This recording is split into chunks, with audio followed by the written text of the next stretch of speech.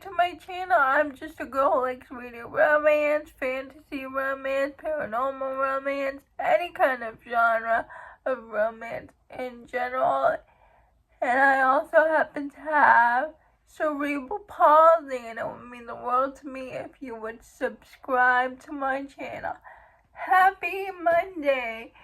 In today's video, I'm going to talk about the books that you need to read to break you out of a reading slump. Manacled by Sin-Lin Yu. It is a fan fiction. If you are in a reading slump and don't know what to read, I suggest you read a fan fiction. My favorite happens to be Manacled, and that's the one I'm going to recommend. If you guys don't know what Manacled is, it's Harry Potter fan fiction. What would happen if Harry lost the war to Voldemort? Manacled is like Harry Potter mixed with Handmaid's Tale. Hermione is captured by Voldemort. She is given to Voldemort's High Reeve, and the High Reeve turned out to be Draco Malfoy. She is sent to be like a surrogate to Draco and his wife Historia, and it's told in 3 parts: the present, the past, and the present again. Now you see Draco's reaction to Hermione, and you know that something happened between them, but Hermione doesn't remember. This book is so dark, but so good. It will make you feel the gamut of emotions. And I just can't stop thinking about this since I read it. I guarantee you this will break you out of your reading slump. Going back to a favorite, for me, A Court of Mist and Fury. I have read this book multiple times.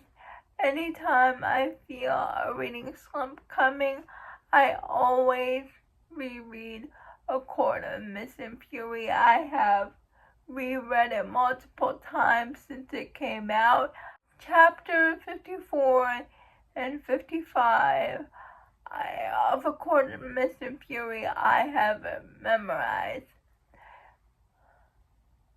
And if you haven't read the graphic audio version of A Court of Mist and Fury, you need to. That scene between Reese and Farah, oh my goodness, it is the best thing ever. Read this book multiple times, and it never fails to get me back in the mood of reading again. I read one of my favorite tropes, and my favorite tropes in romance happens to be single dad. And I just read Beating Heart by Laura Pavlov, and I loved it. The perfection. I love Nash Beefcake / Cutler and Emerson so much. I loved Nash son's relationship, Nash and Beefcake, but I love Emerson and Cutler's Beefcake's relationship. Beefcake is my favorite character throughout the whole series. Emerson, the new pediatrician doctor to come to Magnolia Falls because the town doctor is retiring, and immediately Beefcake likes her, and he has to go to the doctors. And then what happened in the previous book at the end, I teared up at the end because of that specific thing that happened. But when Beefcake meets Emerson, he is immediately taken by her, but his dad, Nash, standoffish first, and Beefcake calls him out on it. And then Emerson moves next door to Nash and Beefcake, and they're in each other's first proximity, and they start getting to know each other. And oh my goodness, I just love this book so much. The way Nash fell for Emerson, you can see that happening, and you can see how Beefcake fell for Emerson too. The way Beefcake called her Sunny. I listened to the audiobook. It was narrated by Teddy Hamilton and Savannah Peachwood. Oh my goodness, it was so good. It's business casual. I suggest if you're in a reading slump, go back to one of your favorite romance series or book series. One of my favorite book series is Love Light Farms by B.K. Borson. And I suggest Business Casual, the last book in that series. I love Nova and Charlie so much. Charlie is a billionaire, and Nova is a single girl trying to Nova and Charlie are at Charlie's sister's wedding. Charlie has been flirting with Nova since he saw her. He's always flirting with her. And Nova takes Charlie up on his offer. It's their relationship, and it's just so good. And they try to hide their relationship from the town, but jokes on them, because the town of Love Light Farms, they know that they're in a relationship.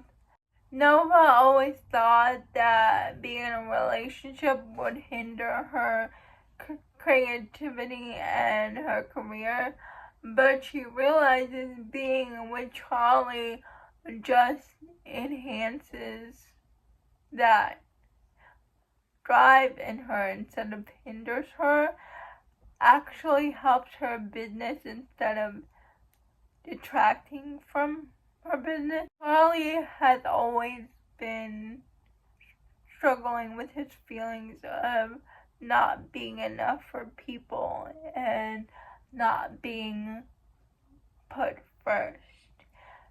And when he's with Nova, he says, "I've never been anyone's favorite person." And Nova tells Charlie, "Well, you're my favorite person." And they are just so perfect for each other. Read a romantic suspense book. And for romantic suspense, my go-to is Catherine Cowles. And I'm going to suggest reading her new series, her Sparrow Falls series, and the first book, Fragile Sanctuary. We follow Rhodes, and her family died in a fire at her house, and she is the only one that survived. And she gets taken in by her best friend's family rather than going into foster care. Rhodes buys her old family house to fix it up, and Ensign works for her brother's construction company. He makes sure everything's up to code. Restoration specialist. And the romantic suspense comes in because maybe what happened years ago was not an accident. Rhodes gets her romance with Ensign. Slowly, Rhodes gets Ensign to open up about to people, to her family, about his pain and his loss, and in return she opened up about her pain and her loss, and they form a bond together in a romantic relationship. And Ensign used to be a profiler for serial killers, but he doesn't do that anymore because of what happened to his family member when he was doing that profession. But since Rhodes is in danger, Ensign decides to use his skills to save her. And oh my goodness, it is so good.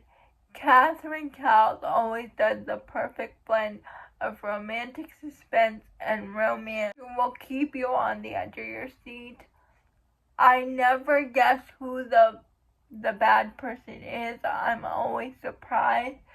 So if you want to get out of a reading slump, may I suggest Fragile Sanctuary Rally by Devin Perry. It's the third book in the Treasure State Wildcat. Did I think a romance between two college students that had a one-night stand that end up becoming pregnant after would make me cry? No. Would I think that I would love it so much? No.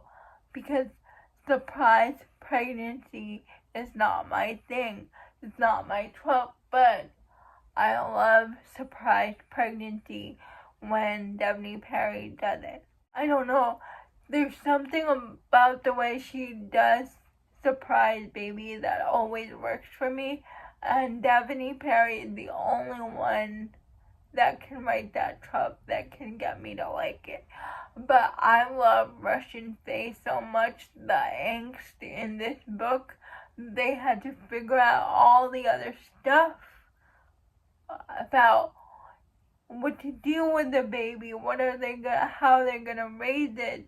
Do they want to be together? Do they choose each other? And Faye is dealing with a lot of stuff with her mom that made me cry. It is my favorite book in the Treasure State Wildcats. I always go back to a book that makes me happy, and I'm gonna go with Heartless by Elsie Silver. Every time I read about Willa and Cade, they always make me smile, and I just love them so much. Every time I'm feeling down, I always go back to Willa and Cade. Cade's son, who I can't remember the name of, I love him. I love his relationship with Cade. I love his relationship with Willa. I just love this book in general. I always re-listen to the audiobook, and it always helps me get out of a reading slump. It's narrated by Stephen Dexter and Vanessa Edwin. Those are all the books that I suggest you read if you want to get out of your reading slump. Please let me know if you have read any of these books. I would love to know. Please like, comment, and subscribe to my channel. That would mean the world to me. Liking this video would help me out a lot. And I'll see ya Wednesday. Bye.